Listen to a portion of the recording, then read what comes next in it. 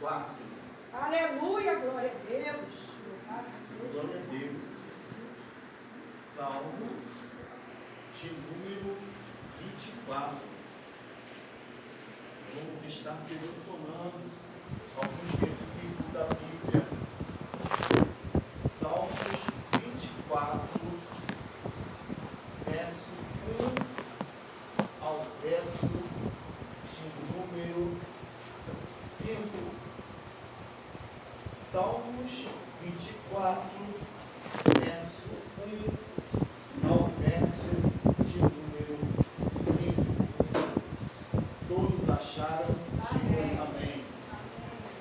Leamos a palavra de Deus. O Senhor é a terra e a sua plenitude.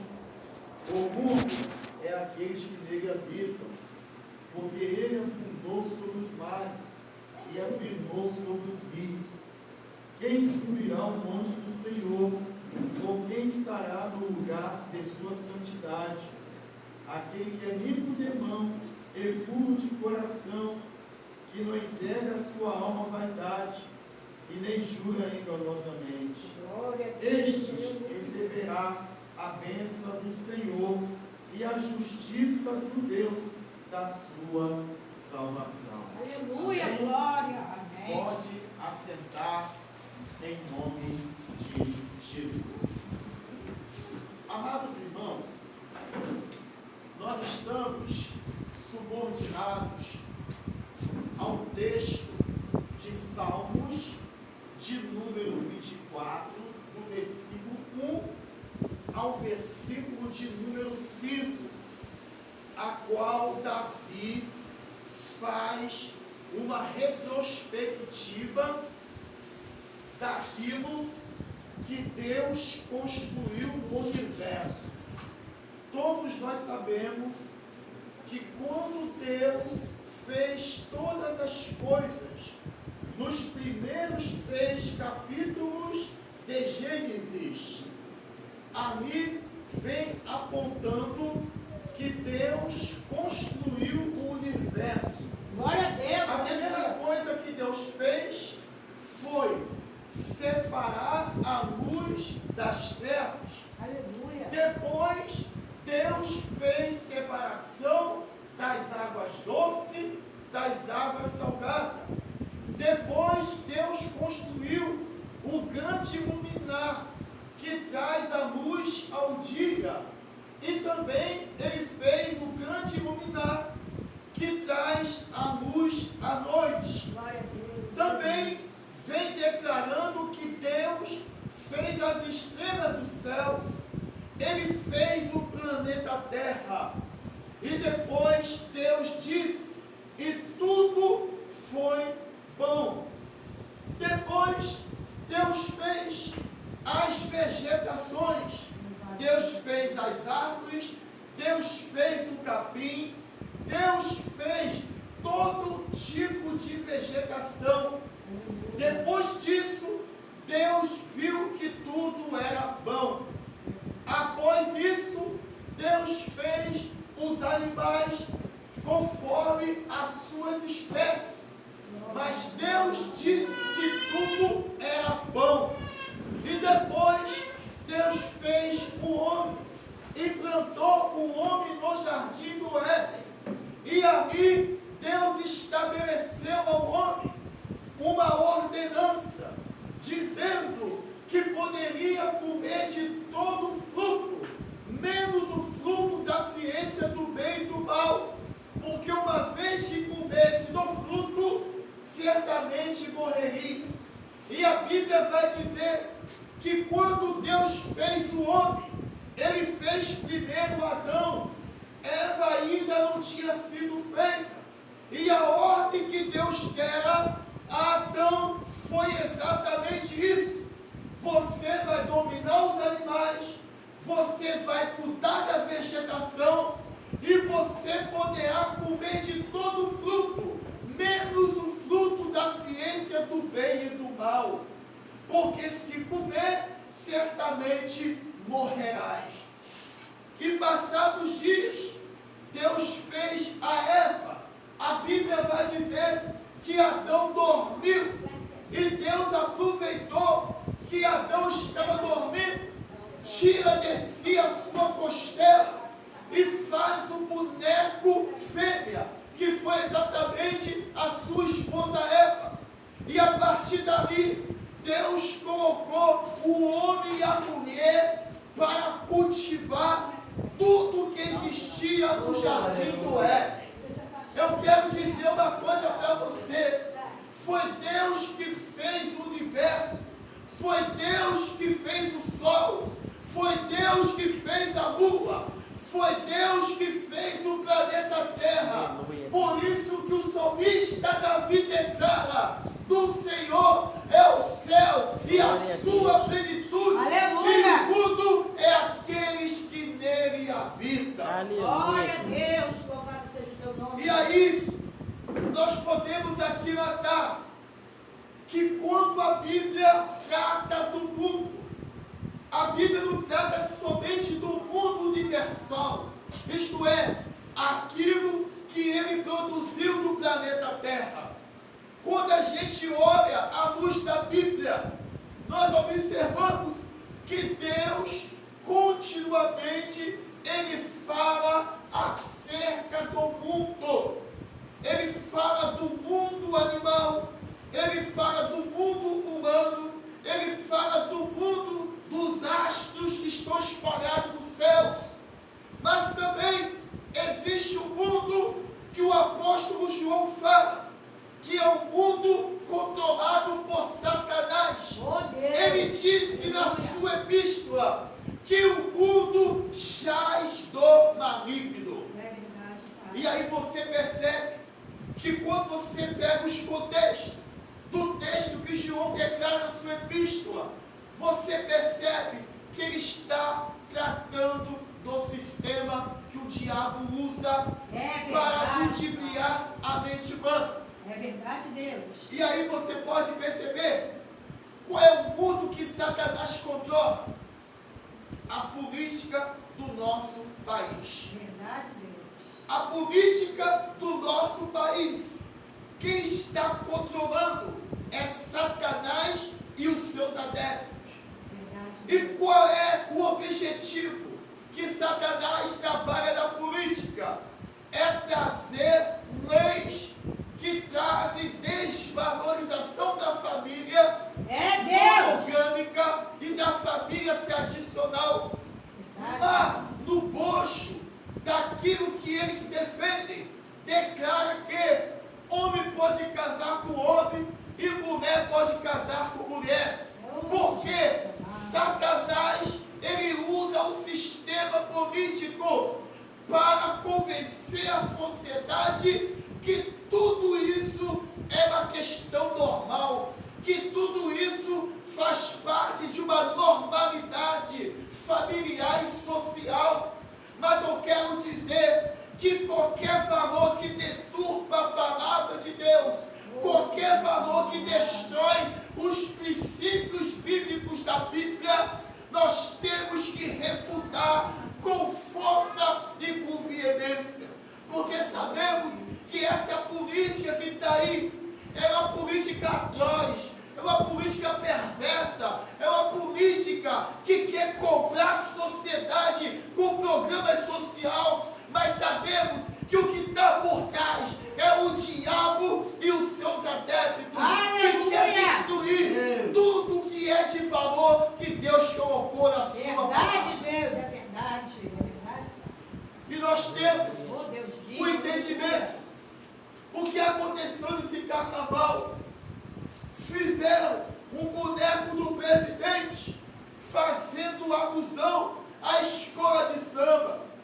E quando a gente viu que aquele boneco espatifou no chão, Deus está sinalizando que algo horroroso e estrondoso acontecerá com esse governo. Oh, Deus. Não sabemos se vai ser morte, não sabemos se vai ser a derrota da urna, não sabemos qual é o teor do que irá acontecer. Aleluia. Eu só sei que aquilo que aconteceu no desfile da escola de samba é para provar que tudo que se faz como chocarrito para tentar desmoralizar os cristãos, o cristianismo e a Deus e a sua essência, Deus iradamente começa a tratar com o homem na face da terra. Glória a Deus, aleluia, Jesus, obrigado. E o diabo perambulou nesse carnaval. O diabo, ele fez o que fez nesse carnaval. Eu ouvi a história de que uma mulher trouxe bruxo da África do Sul, dizendo que não iria chover, dizendo que não iria trazer tempestade. E muitos estavam dizendo que ela falou algo e aconteceu. Não choveu. Não foi por causa de bruxo. Não choveu. Não foi por causa de magia negra. Não choveu porque foi Deus que não permitiu que chovesse. Porque a Bíblia diz em Daniel, capítulo 4, versículo 2, que Deus domina os tempos e as estações do ano. Aleluia, glória, Mas tudo que foi de chocarrice nesse carnaval foi para desmoralizar a igreja, o cristão, o cristianismo, a Deus e os valores que estão imbuídos na palavra do Senhor. É, papai, aleluia. Porque o diabo, ele usa o sistema deste mundo para controlar a mente da sociedade. É verdade, Deus. E a gente sabe que as más conversações, elas corrompem os bons costumes. 1 Coríntios capítulo 15, verso 33, o apóstolo Paulo faz essa menção, que as más conversações corrompem os bons costumes. E a gente sabe que essa festa carnavalesca, muitos dos evangélicos se extraviam para curtir o carnaval, para curtir a festa da carne, mas mal eles sabem que Satanás, ele controla essa festa para trazer traição nos relacionamentos, para fazer pessoas perder dinheiro, perder documento, para as pessoas brigar, para as pessoas discutir, para as pessoas se matar. Aleluia. Deus. Porque Satanás, ele controla o sistema. Satanás, ele não domina o mundo. Quem domina o mundo é Deus, porque foi Deus que produziu tudo que há no mundo. Glória a Deus, aleluia. Mas quando João declara que o mundo jaz do maligno, ele está declarando, ele está apontando acerca do sistema que eu citei aqui. E tem outros sistemas que Satanás, ele usa para tentar destruir a sociedade. A gente vê prostituição, reis de prostituição. Quantas mulheres vendem o corpo porque procuram um emprego e não conseguem um emprego. Aí Satanás coloca na mente dela para ela vender o corpo para ganhar dinheiro. Aleluia. Porque Satanás, ele está por detrás da prostituição. Satanás, ele está por detrás de tudo que é de imundícia, tudo que é de sujeira. E sabemos nós que cristão, ele tem que combater a sujeira, ele tem que combater o que é imundo, o que é impuro. Mas o salmista, ele faz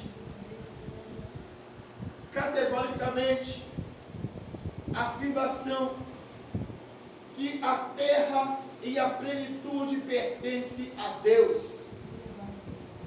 E ele também diz, porque ele afundou sobre os mares e afirmou sobre os rios. Isto é, foi Deus que afundou o mar para que a água pudesse ficar estarada ali. Foi Deus que fez isso. Deus fez o mar vermelho para Israel passar e matar os egípcios quando as águas se juntam novamente. É Deus que está fazendo o rio Nilo se secar. O rio Nilo está secando. É Deus que fez de que o rio Jordão simbolizasse o rio da humilhação, aonde aonde Naamã mergulhou 7 vezes para ser curado, aonde Jesus, em Marcos 1, verso 9 a 13, foi batizado, foi aonde o machado caiu, em 2 Reis, capítulo 6, e foi aonde Deus usou o rio para operar o milagre na vida do Sírio. Porque, é como eu falei, Deus, ele domina a natureza. A natureza é Deus que domina. É verdade, meu pai. Talvez você pergunta, pastor, mas o homem está assassinando a natureza. Sim, queimadas, árvores sendo cortadas. Isso tudo traz problema para a natureza.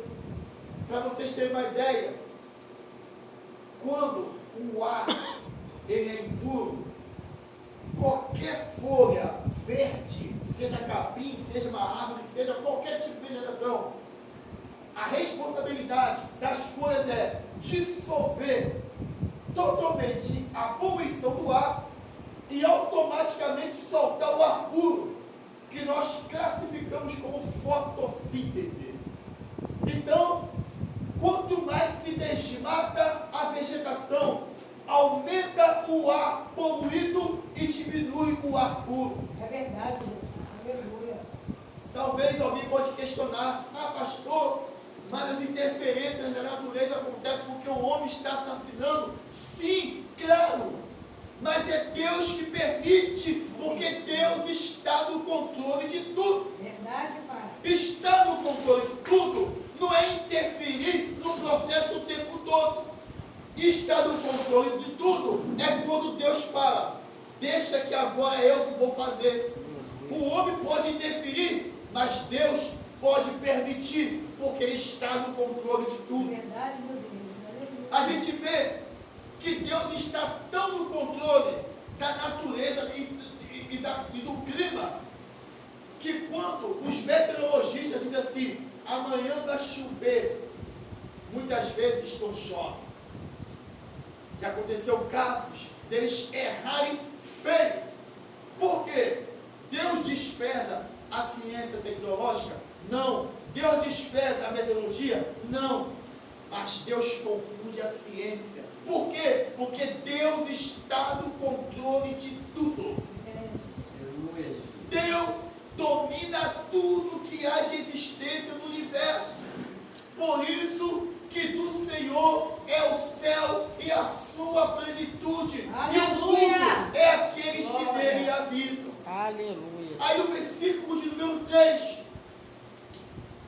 ele usa um sujeito indeterminado. Ele diz assim, quem subirá? Quem? Pode ser alguém, mas quem é a pessoa? Não há nome, por isso que é sujeito indeterminado. Quem subirá ao monte do Senhor? Ao ponto de interrogação. Ou quem estará no lugar da sua santidade? Aí Deus faz 2 perguntas em uma só frase.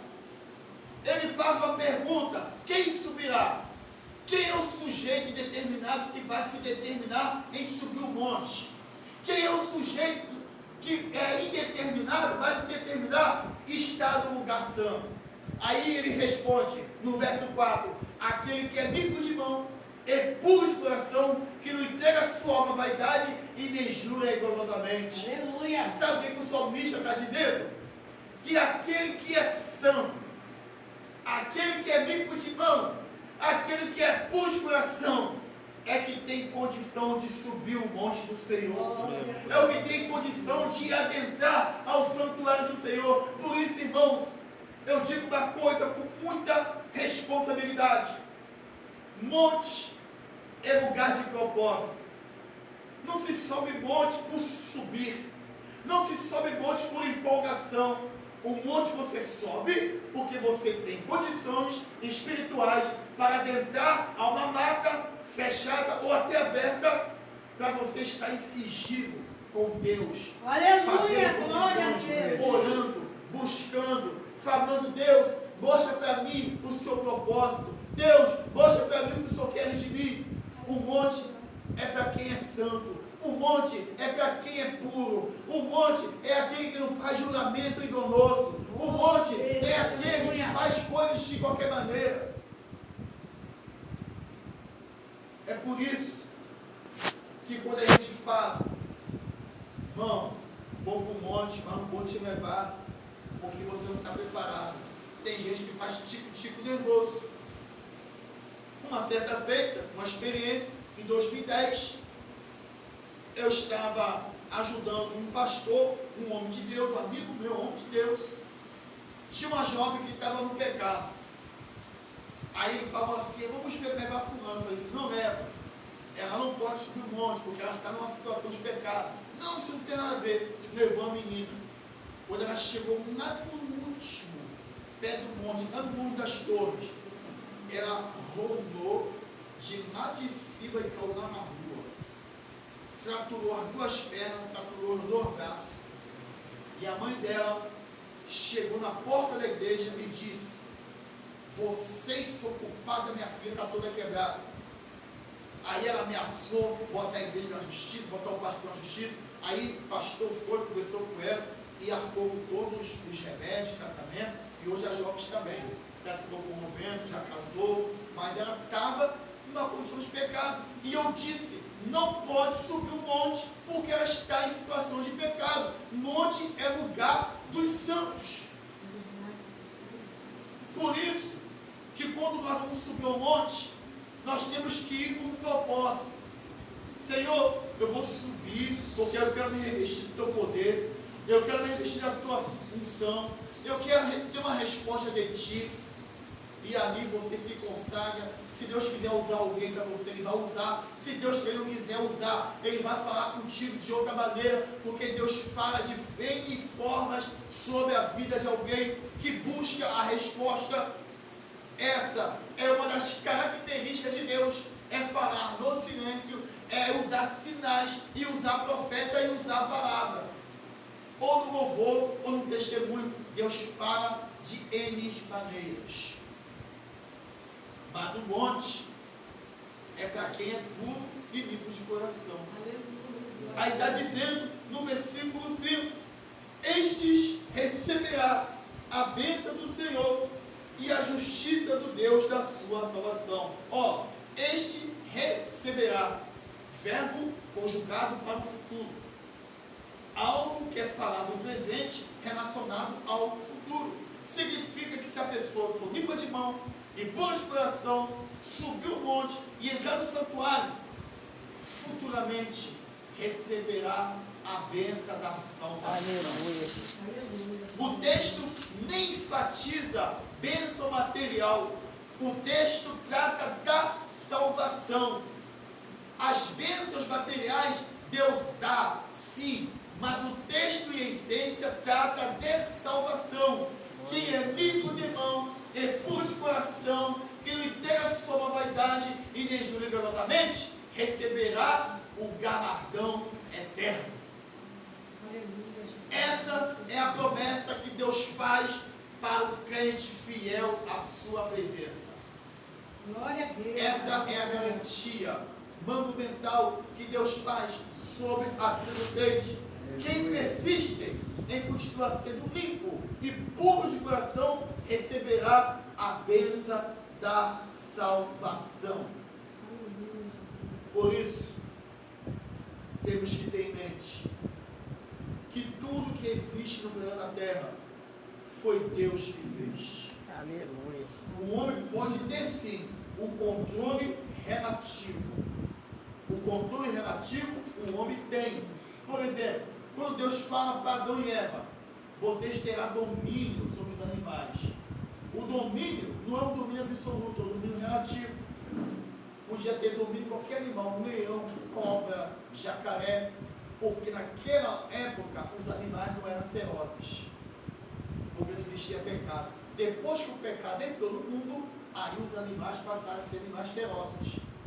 Para você ter uma ideia, estudos relatam e comprovam que Eva brincava com a serpente no jardim, porque a serpente era mansa, ela não era astuta. Mas quando Satanás entra na serpente e usa a palavra da boca da serpente para enganar Eva, ali ela é traduzida como traição, como astuta e como peçonhenta. A cobra, ela é astuta, ela é traidora e ela é peçonhenta. E aí eu vou traduzir para você. Por que a cobra é traidora? Porque se ela se sentisse ameaçada pela presa, ela não ataca a presa de cara. Primeiro ela se arma e depois ela faz o bote. O bote é uma arma de defesa que a cobra usa para atacar a sua rival ou seu rival. Peçonhenta, porque é um animal que rasteja no chão, é um animal que tem poder até mesmo de saltear, porque existem cobras, principalmente na Ásia e no Oriente Médio, que elas dão pulo de 40 metros de altura. Elas conseguem dar saltos de 40 metros de altura. Há cobras na Ásia e no Oriente Médio que elas dão pulo de 40 metros de altura. Então, é um bicho que é extremamente peçonhento, traidor, e ela usa o bote para atacar a presa. Por isso, que quando você vê seres humanos agindo como cobra, não fique escandalizado não, porque existem seres humanos cobra, são aquelas pessoas, né, que estão armando bote, que espera a presa no momento certo para atacar. E um detalhe, todas as cobras, independentemente da espécie, todas elas se dão bem. Nenhuma ataca a outra, mesmo sendo espécies diferentes. Sabe por quê? A espécie pode ser diferente, mas a natureza é a mesma. Existem pessoas que elas podem ser diferentes de cor, de raça, de nível social, mas as características comportamentais são a mesma. São pessoas cobras que ficam o tempo todo buscando a ocasião para te picar. Por isso que quando uma pessoa percebe que a outra está querendo lhe picar, ela tem que usar de estratégia, se afastar daquele que quer lhe picar. Meu Deus, aleluia. Porque não é errado você se afastar de pessoas que você sabe que não gostam de você, que você sabe que fica o tempo todo amaldiçoando tua vida, invejando teu casamento, invejando tua filha, invejando teu filho, invejando tua casa. São pessoas que você tem que dar no pé, tem que se afastar. Bom dia, boa tarde, boa noite, Pai do Senhor, Ele lá você cá. É verdade, Jesus. Porque uma das razões que fez Eva pecar é porque ela confiava demais na serpente, porque ela brincava com a serpente no jardim. Então o diabo usou um animal que ela tinha mais afeto para me enganar. O diabo usa pessoas, pode usar pessoas. Não estou dizendo que são todas as pessoas, mas tem pessoas que você tem afeto por ela, que é cobra. E Deus está me usando para te orientar. Pode ser cobra, e o diabo pode usar a cobra, que é a pessoa que você tem afeto por ela, para te enganar. E para os irmãos terem uma ideia, Satanás foi tão violento que a cobra enganou Eva e Eva seduziu o marido a participar daquilo que Deus proibiu, que foi exatamente o consumo do fruto da ciência do bem e do mal. Ela enganou Eva e Eva foi seduzida pela serpente a induzir o seu esposo a participar da comunância do fruto da árvore da ciência do bem e do mal. Para você ver o poder que a cobra tem. Para você ver como a cobra ela é perigosa. O veneno dela, quando é soltada, ela se arrasta no corpo todo. Tem cobras que com 10 minutos a pessoa morre. A sucuri, por exemplo, se uma pessoa for picada com a sucuri, 10 minutos o veneno transcorre no corpo todo até chegar ao coração e a pessoa vem a falecer. Tem cobras que é com 20 minutos, tem cobra que é com 1 hora, mas a sucuri veneno dela é extremamente acelerado para matar mais rápido a pessoa. Por isso, que quando o pecado entrou no mundo, o homem perdeu o domínio absoluto relativo dos animais. Você pode ver no zoológico, quando o cuidador dos bichos vai cuidar, eles têm que ser bem treinados para aqueles animais carnívoros e ferozes não atacar eles. Tem que ter um treino exaustivo para eles terem habilidade para lidar com aquele animal. Porque não é qualquer pessoa que pode entrar numa jaula de um leão, de um urso e levar comida, não. Tem que ser alguém bem treinado, bem preparado. Por quê? Porque o homem, depois que o pecado instalou no mundo, ele perdeu totalmente o domínio dos animais. Mas naquela época, Deus delegou a Adão e Eva: vocês terão domínio, os animais vão obedecer vocês. Mas agora tu tem que ser treinado para os animais te obedecer. É verdade, cara. Porque o pecado, ele fez tudo ao contrário.